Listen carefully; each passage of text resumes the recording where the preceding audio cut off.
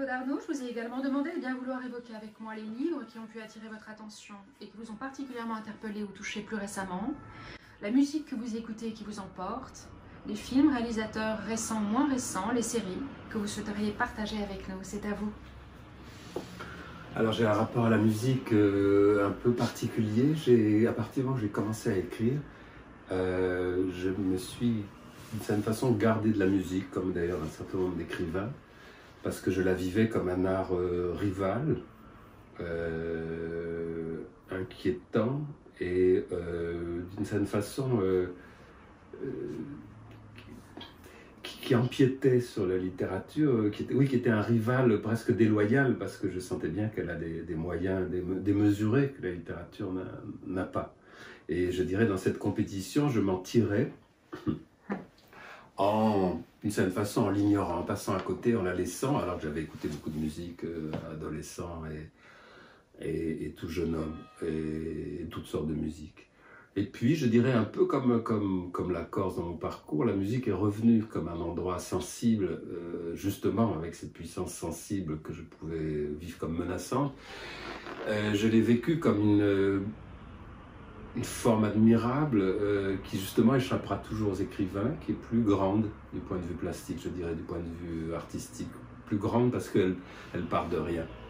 Elle part de rien, elle part juste des émotions, elle part juste des sensations, de souvenirs, de réminiscences, de virtualité, de choses impalpables, et que la littérature peut attraper, mais dans les marges. La littérature est quand même contrainte d'offrir un récit, une narration centrale. Alors elle peut être plus ou moins minimaliste, plus ou moins laconique, mais il y a quand même un objet narratif, c'est-à-dire des figures, des lieux. Elle s'explique toujours un peu, la littérature, la musique ne s'explique pas. Et plus ça va dans le temps, et plus je suis extrêmement admiratif de ça, impressionné par ça, et comme complexé parfois par ça. Complexé par cette puissance d'expression à partir de rien, de la sensation. Alors, dans les faits, quand j'écris, par exemple, j'écris la plupart du temps en silence, mais parfois, j'ai besoin, pour me rappeler à cette émotion-là élémentaire que la musique, c'est engendré, j'écoute. Et j'écoute souvent quelque chose qui justement est quand même pas trop éloigné de l'écriture, qui serait une écriture à un instrument, qui souvent sont le piano et la guitare. Et je tourne beaucoup autour de musiciens espagnols de la transition 1880, 1900, 1910. J'ai une pianiste que j'adore qui s'appelle Alicia de la Rocha, Granados, albéniste. Tous ces gens-là, et là je trouve qu'il y a une puissance d'émotion immédiate, incroyable. Je dirais la même chose pour toutes les œuvres pianistiques de Debussy, de Ravel, de Satie. Donc vous voyez, au tournant des deux siècles, et le piano ou la guitare, parce qu'il y a eu des interprétations de Granados à la guitare, je pense au Goyescas par un trio qui s'appelle le trio Campanella, que j'écoute régulièrement quand j'écris, parce que c'est la guitare qui parle, comme le piano peut parler. Je retrouve des équivalents, disons, voilà, c'est presque une main qui dessine des sensations sur des cordes de guitare ou sur des touches de piano.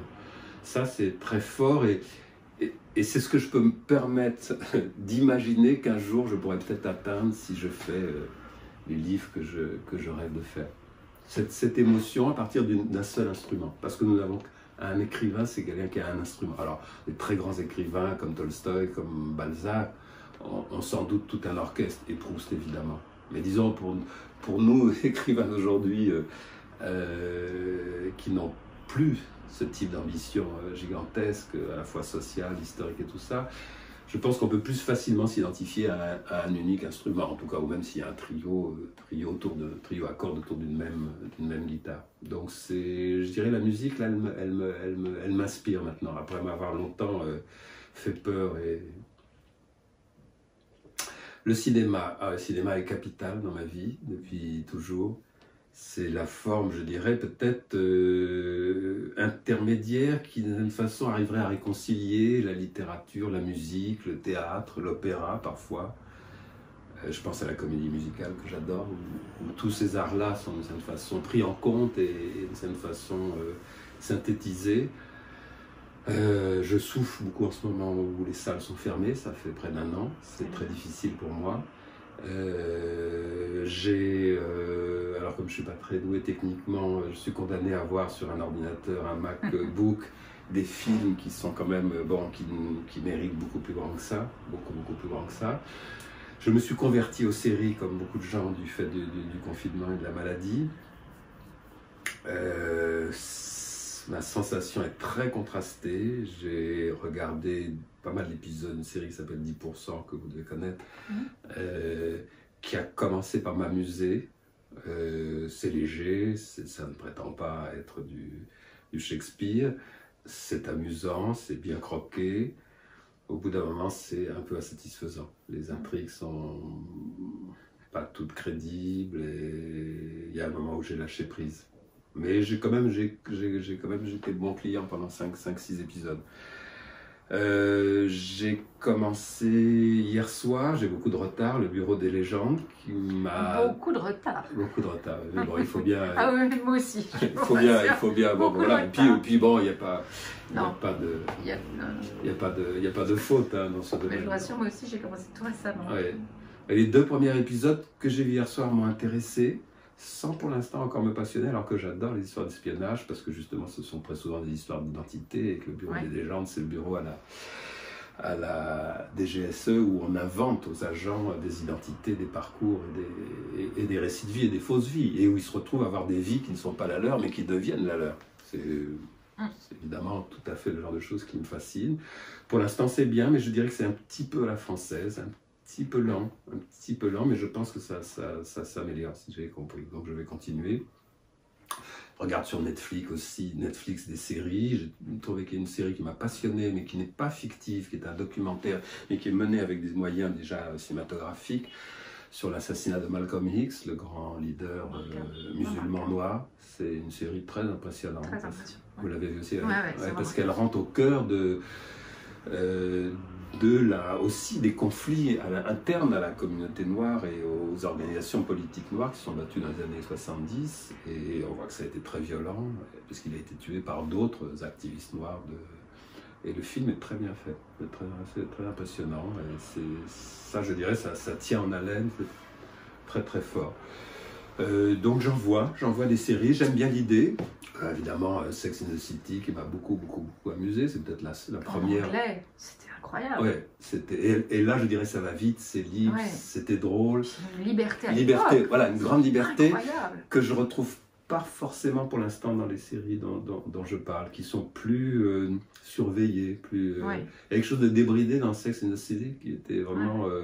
et puis drôlatique, quoi, puis frivole et en même temps pathétique. Et puis ouvrant le spectre de toutes les difficultés des relations... dans les grandes villes, voilà. Dans les grandes villes, c'est absolument étonnant. Étonnant. Je trouvais vraiment inventif et...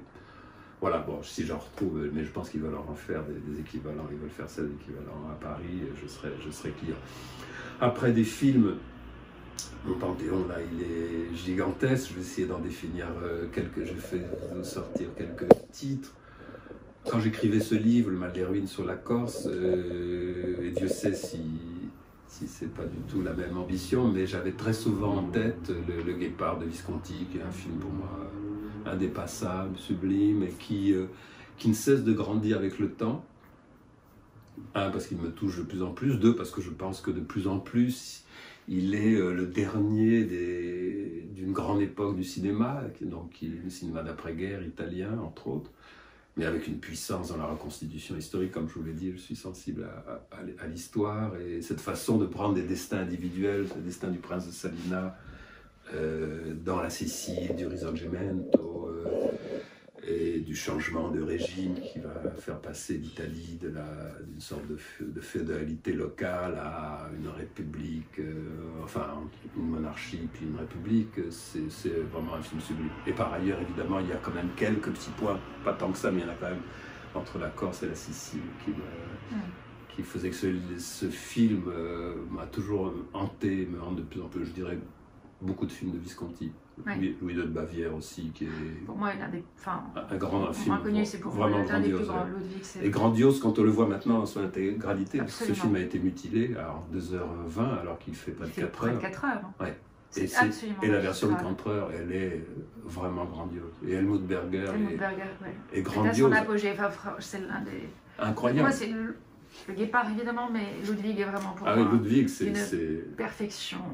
Bah, disons que le Guépard, de par mes origines, ça me parle. C'est tous les rites insulaires, méditerranéens, le conservatisme de ces sociétés quand même féodales, l'immobilisme aussi, cette tendance à que tout change pour que rien ne change. Ça, quand on est corse ou d'origine corse, on entend ça. Mais effectivement, le Louis II de Bavière, c'est des films vraiment pour moi bouleversants. Et je pense qu'aujourd'hui, on ne pourrait même plus les imaginer, les concevoir. Mais ça, c'est logique. Chaque époque produit ses formes. Un cinéaste, pour être plus contemporain, dont j'ai admiré, j'admire toujours le parcours, c'est Almodovar.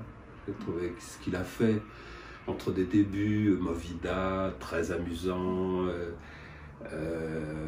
très transgressif, frivole,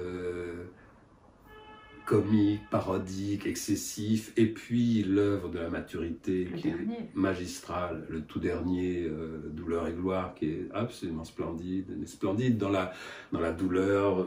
Le temps est arrivé, l'âge est arrivé, la solitude, la dépression.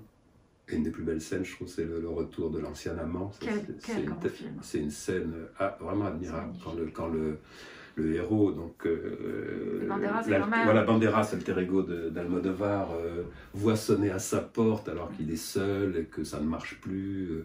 Cet ancien amant qui est prêt à remettre le couvert, comme on dit, c'est d'une vérité. C'est d'une grande beauté.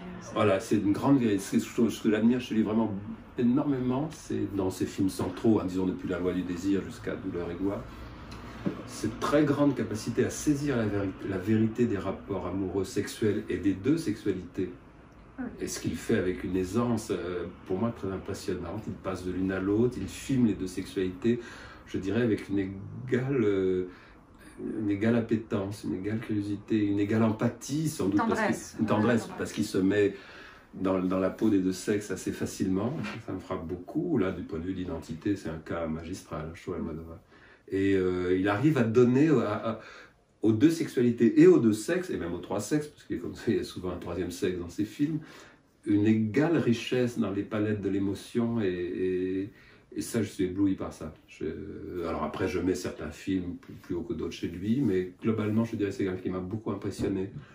Et j'ai trouvé que c'est quelqu'un qui s'est dépassé, vraiment complètement dépassé, et qui ne s'est jamais, je dirais, contenté d'être l'icône qu'il est devenu très vite et qui, avec les facilités médiatiques que ça peut comporter, parce qu'il avait une carte blanche, il pouvait faire ce qu'il voulait à Almodovar, mais il a voulu faire mieux que ça. Et puis qu'il se renouvelle permanemment. Se renouveler, se dépasser, se contredire, fouiller, et puis des grands portraits de femmes, grands portraits de mères, grands portraits de femmes, ça je trouve ça vraiment admirable. Et pas des femmes, je dirais comme parfois ça peut arriver à certains cinéastes homosexuels dans un certain emploi. C'est vraiment des femmes larges et réelles. Ça je trouve ça très impressionnant. Oui, ça fait partie des gens qui m'ont beaucoup marqué.